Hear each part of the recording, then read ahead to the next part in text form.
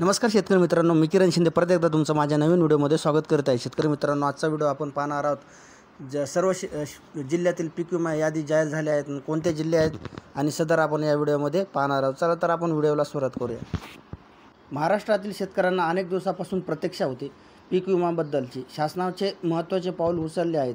पीक विमा रक्कम शेतकऱ्यांना मिळणार आहे। 33% नुकसान भरपाई झालेल्या शेतकऱ्यांना 25% अग्रिम पीक विमा देण्यात आलेला होता। आता उर्वरित 75% पीक विमा वाटप राज्य सरकारकडून सुरू करण्यात आला आहे। याबद्दल राज्य सरकारकडून सूचनाद्वारे झाले आहे आणि पीक विमा कंपन्यांकडे पीक विमा रक्कम जमा करण्याची शासनाने सुरुवात केली आहे।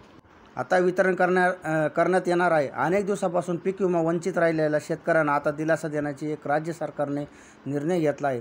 राज्यातील पुढील दुष्काळ परिस्थिती पाहता आणि झालेल्या अतिवृष्टी नुकसान भरपाई पोटी उर्वरित पीक विमा रक्कम शेतकऱ्यांना देण्याची सुरुवात होणार आहे।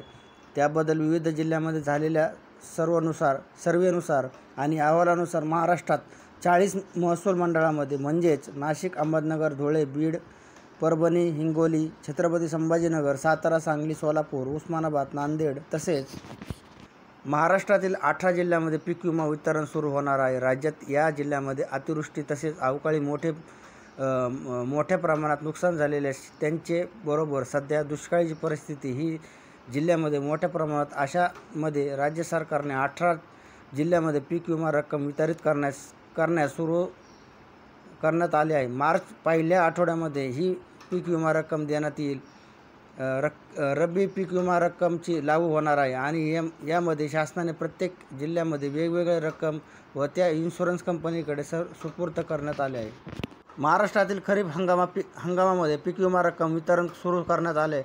काही जिल्ह्यामध्ये सध्या पीक विमा वितरण सुरू आहे तर काही जिल्ह्यामध्ये पीक विमा वितरण सुरू आहे। याबद्दल काही शंका असल्यास जवळच्या कृषी अधिकारी व त्याचबरोबर संबंधित विभागामध्ये माहिती घ्यावी। काही जिल्ह्यामध्ये पीक विमा वितरण मंजूर देण्यात आले आहे। यासाठी सरकारने अधिकृत GRB काढला आहे।